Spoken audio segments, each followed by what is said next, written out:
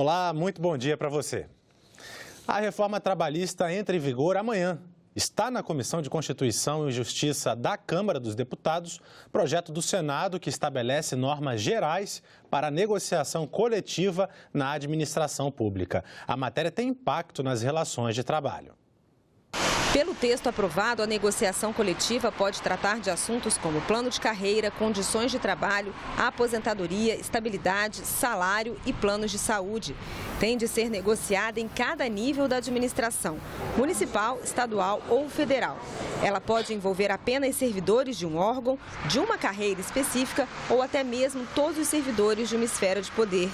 O texto cumpre convenção da Organização Internacional do Trabalho de 1978. Atualmente, as negociações dos servidores costumam ser feitas pelos sindicatos com a administração pública, que possui canais de negociação, mas sem previsão legal. O projeto estabelece normas para essa negociação coletiva e determina que essa será a regra permanente para a solução de conflitos no serviço público. 80% das greves no setor público são declaradas, são estabelecidas para abrir um processo de negociação. Então, essa é a grande novidade, a grande modernização, é que a greve ela volta a ser apenas um instrumento, uma ferramenta do processo negocial que só será usado em caso de frustração da negociação e não mais um processo para abrir negociação. A negociação coletiva precisa ser paritária. Se os servidores não tiverem um sindicato, poderão ser representados por uma comissão. As negociações não podem ultrapassar os limites previstos no orçamento e na legislação. Princípios como boa-fé e lealdade, princípios como razoabilidade das propostas, a própria transparência, né? Esses princípios todos estão postos e devem reger estas negociações. É inaplicável no setor público essa regra geral do setor privado, que foi recém-aprovada na reforma trabalhista, de que o negociado prevalece sobre o legislado. Na administração pública, o artigo 37 da Constituição, que estabelece os princípios da administração pública, ali tem, por exemplo, e principalmente, o princípio da legalidade. O que quer dizer isso? É que todo procedimento da administração pública, ele deve ser antecedido de uma lei que o autorize. Portanto, nenhum acordo realizado entre um ente público e um sindicato vai prevalecer sobre a lei. Havendo acordo, os termos da negociação serão encaminhados aos órgãos para que as medidas sejam adotadas. Se o acordo depender de lei, como é o caso de reajustes salariais, é necessário encaminhar um projeto para o Poder Legislativo. O autor da proposta, senador Antônio Anastasia, destacou as vantagens da medida para o serviço público. Como hoje não existe nenhuma regra, essas negociações se dão muito de acordo com a vontade das partes. O nosso objetivo agora é exatamente o contrário, estabelecer um ritual bastante firme, bastante sólido, estabelecendo os critérios, volto a dizer, com boa-fé, critérios bastante objetivos, no qual nós teremos os procedimentos. A parte vai apresentar suas reivindicações, haverá todo um prazo para os estudos e nós pretendemos que isso vai diminuir o número de conflitos e, eventualmente, diminuir também o número de greves. Senadores aprovaram nesta quinta-feira no plenário projeto que destina recursos dos fundos constitucionais das regiões Norte, Nordeste e Centro-Oeste para projetos de revitalização de bacias hidrográficas. A matéria foi enviada à Câmara dos Deputados. A aprovação do projeto foi motivada pela atual crise hídrica do Brasil. O dinheiro dos fundos constitucionais poderá ser aplicado em projetos de preservação ambiental, como recuperação de matas ciliares. O objetivo é combater o processo de degradação dos recursos naturais, aumentar a oferta hídrica e melhorar a qualidade da água. Permite que os governadores, que os prefeitos, que a sociedade civil possa desenvolver projetos produtivos e, ao mesmo tempo, de preservação ambiental. Os fundos são formados por 3% do produto da arrecadação do IPI e do Imposto de Renda. O nosso velho Chico está ameaçado, quer dizer, nós estamos aqui falando de investimentos expressivos que foram feitos para a transposição da bacia e, ao mesmo tempo, a constatação de que o nosso rio está morrendo e que, portanto, precisamos de uma ação que tenha um sentido de urgência e, nesse sentido, mobilizar novas fontes é algo fundamental. Segue para a sanção presidencial o projeto que tira o direito de herança de herdeiros que tenham sido autores de homicídio doloso ou tentativa de homicídio contra a pessoa que deixou os bens. O texto foi aprovado em plenário nesta quinta-feira. O caso mais conhecido de perda de direito à herança é o de Suzane von Richthofen. Ela foi condenada a 39 anos de prisão pelo assassinato dos pais. Em 2015, a Justiça de São Paulo oficializou a exclusão de Suzane da herança, avaliada em 3 milhões de reais na época do crime. Pelo projeto aprovado, excluir herdeiros em casos como esses vai ser mais fácil.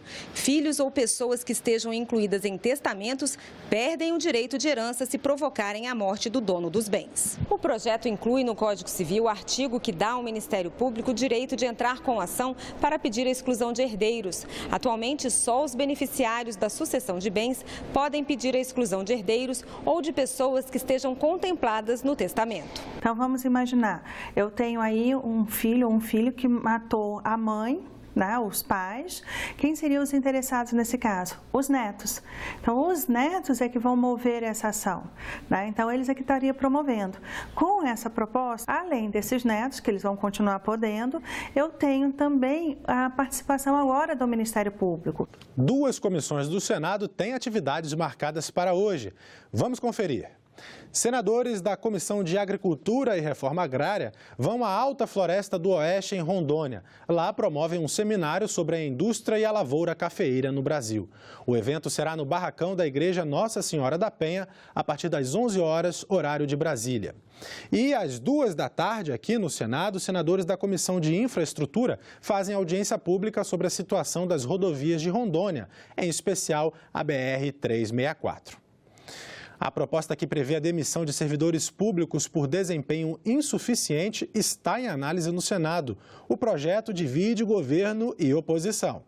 E eu converso agora com o jornalista Hermes Coelho, editor do programa Alô Senado. Bom dia, Hermes. Bom dia, Tiago. Um bom dia especial a todos os telespectadores do Senado Notícias. Os defensores da proposta da senadora Maria do Carmo Alves afirmam que a novidade vai melhorar o serviço prestado à população. Já os críticos temem que o texto permita que ocorra perseguição política de funcionários públicos.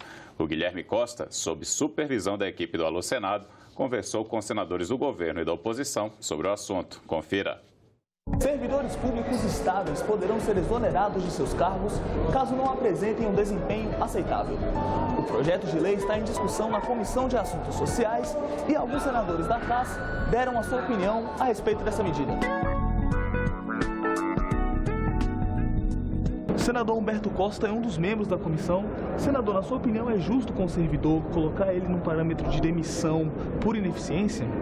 Veja, logicamente que nós temos que melhorar a eficiência do serviço público, a qualidade do serviço que é prestado à população, porém, isso não justifica que algumas questões que são fundamentais para o próprio exercício do serviço público, entre eles a estabilidade, possam estar em jogo. É lógico que nós devemos ter mecanismos republicanos, claros, democráticos, que garantam o direito de defesa quando é necessário promover uma demissão ou uma substituição, mas assumir isso como parte daquilo que é a legislação, eu acredito que é não melhorar o serviço público, mas desmontá-lo.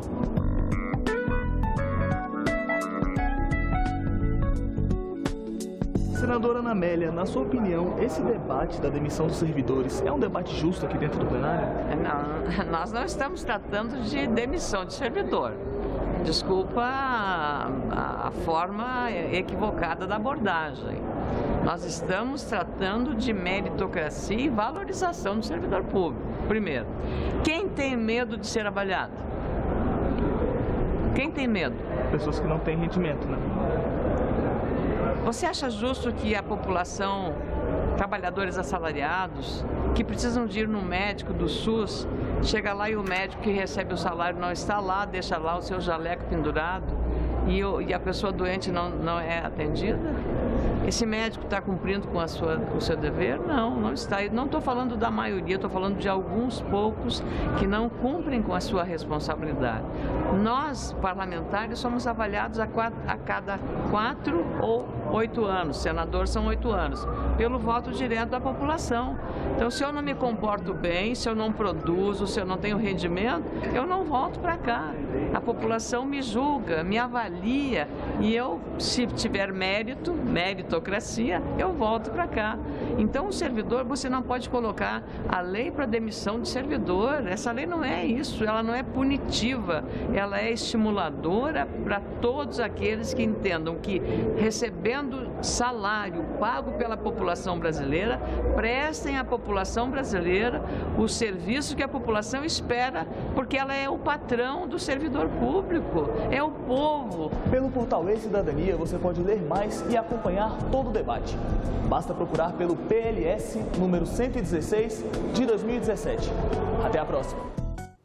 O projeto de lei já passou pela Comissão de Constituição e Justiça e vai ser analisado por outras 3 comissões do Senado. Você pode acompanhar todo o debate e fazer sugestões, como o Guilherme disse, pelo portal E-Cidadania. O endereço é esse que está aparecendo agora no seu vídeo. Participe dessa e de outras discussões. Faça a sua voz chegar aos seus representantes. E tem outra maneira de você interagir com os senadores. Toda sexta, às 8 da noite, a Sabrina Mâncio leva as suas perguntas aos parlamentares no Alô Senado. E em seguida, às 8h15, eu levo você a conhecer o trabalho das emissoras legislativas de todo o país no Parlamento Brasil. Não perca! Obrigado, Hermes. Vale a pena acompanhar. Com certeza, Thiago. Obrigado mais uma vez. Ok. Novas regras para a saída temporária de presos em regime semiaberto, o chamado saidão, foram aprovadas pela Câmara dos Deputados. Agora, para o juiz conceder o benefício, dependerá de parecer favorável da administração penitenciária. E no caso de preso reincidente, ele só terá direito depois de cumprir metade da pena. Hoje, basta cumprir 25%. A Câmara também aprovou proposta que prevê prisão em regime fechado, sem direito à progressão de regime, para condenados pelo assassinato de autoridades e agentes de segurança pública. A progressão de regime permite ao preso a chance de, gradativamente, voltar a conviver em sociedade. As 2 matérias vão ser examinadas agora pelos senadores. E nós ficamos por aqui. Você pode rever as reportagens desta edição na nossa página na internet, senado.leg.br/tv. Lembramos que hoje a sessão plenária do Senado está marcada para as 9 horas da manhã, daqui a pouco. É uma sessão para discursos e comunicações dos parlamentares. Obrigado pela companhia. Continue sintonizado aqui na TV Senado.